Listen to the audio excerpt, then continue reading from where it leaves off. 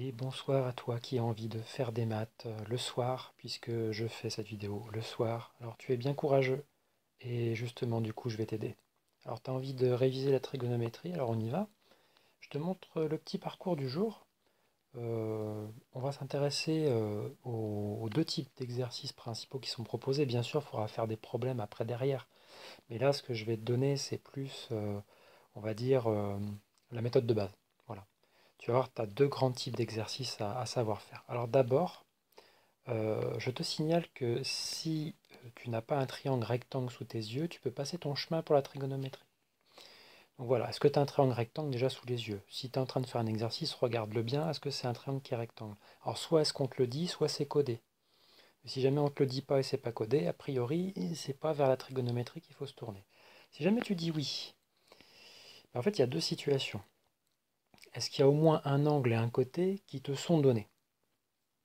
Si c'est le cas, on verra comment faire. Sinon, bon bah regarde quand même la suite. Est-ce qu'il y a au moins deux côtés qui sont connus? Si jamais c'est pas le cas, bon, soit t'es mal, comme j'ai mis, soit il faut peut-être regarder les exos précédentes dans ton exercice que tu es en train de faire. Il y a peut-être un des deux côtés qui est donné dans une question. Alors là, je te propose de prendre un premier chemin qui est le cas où tu as au moins un angle et un côté connu. Si jamais tu dis oui à ça, donc continue sur ton exercice si tu dis oui. Euh, Ça veut dire que nécessairement on te demande la longueur d'un côté. Si tu connais un angle et un côté, forcément on te demande, comme par hasard, un autre côté. On va illustrer ça avec un exemple et on va voir comment est-ce qu'on résout ça. Donc là je prends un exemple bateau, un triangle rectangle, ABC. On me donne bien la longueur d'un côté qui est AC. On me donne un angle qui est l'angle BCA qui fait 30 et on me demande BC. Oh, comme par hasard, une longueur. Et bien on va essayer d'aller résoudre ça en 4 étapes. Et que ce soit pour la question qui va te demander la longueur d'un côté ou la question qui te demandera un angle, les 4 étapes que je vais te proposer sont quasiment toujours les mêmes. On y va, c'est parti. On cherche BC, ce que j'ai mis en bleu là ici. Comme première étape, je te propose de nommer chaque côté. T'es pas sans savoir que dans ce chapitre-là, tu as dû voir des mots comme hypoténuse, côté opposé, côté adjacent. Allez, on l'applique directement ici. En fait, il faut que tes yeux se portent sur l'angle. L'angle en question dans l'exercice, d'accord? En fait, il y a un angle droit. Celui-là, on le laisse de côté tout l'exercice, il ne nous intéresse pas. Et il y a deux autres angles, finalement, dans le triangle. Ben, il y en a un des deux que l'exercice, ou sur lequel l'exercice va te faire porter ton attention. Donc du coup, cet angle-là, c'est lui qui va te permettre de définir qui est opposé, qui est adjacent. Pas qui est hypoténuse? Bah non, en fait, puisque l'hypoténuse est toujours le plus grand côté. Bon, là, il n'y a aucun suspense. L'hypoténuse, c'est le plus grand. Par contre, opposé et adjacent, ça c'est une autre histoire. Alors pour trouver l'opposé, tu peux imaginer que cet angle, c'est un œil avec la paupière du haut qui est AC et la paupière du bas qui est baissée. On s'imagine cet œil qui regarde en face et l'œil regarde toujours le côté opposé. Ça marche à tous les coups. Aussi, tu peux utiliser le fait que cet œil-là, il a une paupière supérieure qui est l'hypoténuse, et l'autre paupière, c'est forcément l'adjacent. Donc tu choisis un des deux pour t'aider. Celui qui te parle le plus, écoute, utilise-le. Donc ça veut dire que le côté opposé ici, ce sera le côté AB, l'adjacent BC et l'hypoténuse AC. Je les note. Première étape. Deuxième étape. Qu'est-ce que tu cherches comme longueur? En fait, dans l'exercice, on nous dit qu'on cherche BC. Alors BC, tu vas lui donner son nom. BC, c'est le côté adjacent. Donc je les colle tous les deux, tout simplement. Qu'est-ce qu'on donne comme longueur sinon? Si on regarde bien dans l'exercice, ah bah tiens, on n'a pas exploité ça là, AC. J'ai bien dit une longueur, un l'angle pour l'instant, on s'en fiche. AC, et AC il joue le rôle de quoi là-dedans? Il joue le rôle de l'hypoténuse. Donc AC, c'est l'hypoténuse. Dessous, tu vas noter le K, SO, TOA. Le côté adjacent, je le colorie. Regardez, dans le C et dans le T, je le colorie. Le H, je fais pareil. La question, c'est qu'est-ce que j'ai colorié deux fois? Ce que j'ai colorié deux fois, c'est là où il y a le C. C comme cosinus. C'est comme ça que tu choisis l'un des trois, en fin de compte. Donc voilà pourquoi juste avant, tu t'es embêté à nommer les côtés du triangle et ceux que tu connais et ceux que tu cherches. Ça va te dire directement quelle formule utiliser. En étape 3, on utilise donc la formule. Le cosinus, ça s'écrit pas tout seul déjà. C'est cos d'un angle. Et c'est pas cos fois un angle, hein. Ça vient tout d'un bloc, ça. C'est un seul et unique bloc. Il y aura un seul moyen de les séparer, cos et l'angle. D'accord? On le verra dans l'autre exercice. Pour l'instant, tant que c'est comme ça et qu'on ne demande pas l'angle, tu gardes ça tout d'un bloc, comme si c'était une seule carte, indissociable. Comment ça se note dans cette formule? C, c'est cos. On ne notera pas cosinus, on notera cos. On ouvre toujours une parenthèse pour indiquer cos de quel angle. D'accord? Si tu mets cos tout seul, ça ne veut rien dire. C'est toujours le cos d'un angle. Bah, quel angle? L'angle qu'on se traîne depuis le départ de l'exercice, en fin de compte. Celui qui était donné au tout début, BCA, qui est là, le 30, la BCA, ben c'est lui qu'on met dans la parenthèse. Ensuite, qu'est-ce que ça veut dire CAH? K, c'est pour le cos de l'angle. A, c'est adjacent. Et entre A et H, il y a toujours une barre de fraction. Et H, hypoténuse. Donc cosinus BCA, c'est adjacent, côté adjacent, sur hypoténuse. Ici, on va remplacer juste en dessous. Vous voyez que cos BCA, j'y ai pas touché. On va remplacer qui est le côté adjacent. On a dit le côté adjacent, c'est BC. Donc je mets BC à la place. L'hypoténuse, c'est AC. Et c'est gagné. On y est presque. On a bien écrit notre formule.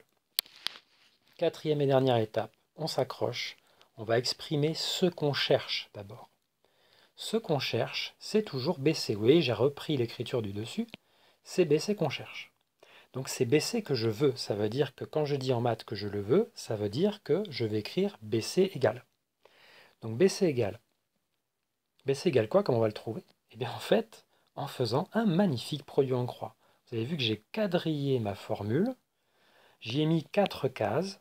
Le cos au numérateur, le BC au numérateur, le 1, j'ai redonné en fait le dénominateur de cosinus, et AC, il est aussi au dénominateur. Là, c'est de la proportionnalité, vous connaissez ça. Pour trouver BC en produit en croix, on va faire AC fois cos BCA, en entier, hein, divisé par 1. Ben, c'est ce que j'écris ici. BC, c'est AC fois cos BCA divisé par 1. Alors divisé par 1, vous pouvez l'enlever en maths, hein, ça fait AC fois cos BCA. Et enfin, calcul. BC, c'est 5. AC, d'où est-ce que je le sors ça? Bah, de l'exercice, AC, c'est 5. D'accord? Cos BCA, j'ai remplacé BCA par 30. D'où est-ce que je le sors? Je le sors également ici de l'angle qui est là, qui m'a été donné au début dans l'énoncé. Vous passez votre calculatrice en mode degré, s'il vous plaît, et vous tombez sur BC qui vaut 4,3. Ok. N'hésitez pas à vous la repasser du début, si jamais il y a un petit souci. Maintenant, on revient au départ, et là, à la question que je vous ai est-ce qu'il y a au moins un angle et un côté connu? Vous m'avez peut-être répondu non. Ce n'est pas l'exercice que j'ai sous les yeux. Ok. Alors, certainement que vous avez au moins deux côtés qui sont connus. Alors, si vous me répondez oui, dans ce cas-là, on vous demande très certainement un angle. Si on ne vous demande pas d'angle, peut-être que vous êtes dans le théorème de Pythagore, les amis. C'est possible. Par contre, si on vous demande un angle et que vous répondez là aussi oui, oui, oui, eh bien, vous avez peut-être à faire la configuration suivante. Vous avez un triangle rectangle, n'est-ce pas, avec deux côtés qui vous sont donnés, un angle ici qui est à rechercher. On vous demande, donnez l'angle BAC, celui qui est orange. On recommence nos 4 étapes, vous allez voir que c'est relativement similaire jusqu'à un moment donné. Et nomme chaque côté. D'accord? Et bien on va faire comme tout à l'heure. On a dit que les côtés, ça dépendait de l'angle en question dans l'exercice. L'angle BAC. Vous voyez, je l'ai reproduit ici en violet.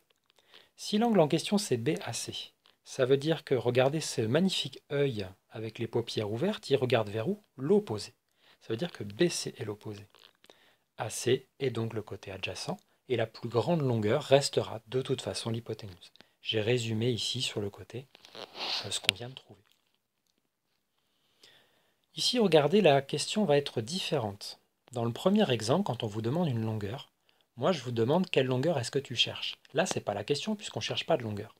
En fait, on cherche un angle. Malgré tout, on vous a donné deux longueurs. C'est pour ça que je vous pose la question, quelle longueur te donne-t-on? Je vous pose la question, quelle longueur te donne-t-on? Donc je vous tutoie, je vous vois en même temps. C'est un mix, on va dire. Ça marche bien, vous me comprenez. Quelle longueur te donne-t-on à vous? N'est-ce pas? Eh bien, en fait, remontons dans l'énoncé. On me donne AC qui vaut 5 et BC qui vaut 3. Eh bien, AC, on me le donne. Eh bien, AC, c'est qui? C'est l'hypoténuse. BC, on me le donne. BC, c'est l'opposé. Je réécris mon K, SO, TOA et je vais colorier là où apparaissent les hypoténuses et là où apparaissent les côtés opposés. Eh bien, l'hypoténuse apparaît dans C comme cosinus, dans S comme sin, là, et le côté opposé dans le sin et dans T comme tangente. Qu'est-ce que j'ai colorié deux fois? J'ai colorié deux fois au niveau du sinus. Vous allez donc utiliser la formule sinus. C'est quoi la formule sinus? C'est SO, S-O-H. S, c'est sin d'un angle. Encore une fois, si on n'était pas sin d'un angle, ça ne veut rien dire. Si on était sinus ou sin tout seul, ça ne veut rien dire. De quel angle? Eh bien de l'angle en question, depuis le départ. C'est qui l'angle en question depuis le départ? C'est BAC. Donc j'écris sin, parenthèse, BAC. Tout ça, ça vient d'un bloc. Alors je ne vais pas le marquer, là vous allez voir pourquoi. C'est quoi la formule? La formule, c'est dans le SO OH, c'est O, divisé par H, côté opposé, sur hypoténuse. On a dit que le côté opposé, regardez au-dessus, c'est BC, je le remplace. L'hypoténuse, c'est AC, je la remplace. Et là, on ne va pas utiliser la botte secrète de l'autre côté qui était le produit en croix, on va utiliser l'arc. Arcos, arcsin, arctan. C'est lorsque vous allez essayer de trouver un angle que vous allez utiliser les arcs. Si vous cherchez une longueur, c'est pas la peine. Donc, comment est-ce qu'on va utiliser l'arc? Le but du jeu, c'est de dégager sin de l'autre côté, puisque à l'étape 4, on veut exprimer ce qu'on cherche. Exprimer ce qu'on cherche. Ici, on cherche quoi? On remonte dans l'énoncé. Qu'est-ce qu'on cherche depuis le départ? Un angle, BAC. Okay. Alors, le problème, c'est que là, j'ai bien BAC qui traîne à gauche de mon égalité, mais il n'est pas tout seul. Il y a sin. J'aimerais bien pouvoir l'enlever, là, le sin. Et bien voilà, c'est l'arc qui va l'enlever. Donc regardez, BAC, je ne vais pas le changer de côté. Il reste du même côté. Mais le sin va se transformer en passant de l'autre côté en arc sin. Si vous aviez eu cos, ça aurait été arc cos. Si vous avez eu tangente, tan, vous auriez eu arc tan. Et la fraction qu'on avait baissée sur AC, elle va rester telle qu'elle dans la parenthèse. Arc sin, BC divisé par AC. Une fois que vous avez tout ça, on n'a plus qu'à remplacer les valeurs. BC dans l'énoncé, c'est 3. AC, c'est 5. Vous allez taper la calculatrice en mode degré. Arc sin 3 cinquièmes, ça va vous donner un angle de 36,9. Reprenez bien tout ça tranquillement, refaites-le. Ne pas juste avec une impression de oui, j'ai compris. Prenez une feuille, exercez-vous sur ça en refaisant justement ces exemples-là pour bien confirmer que vous avez compris.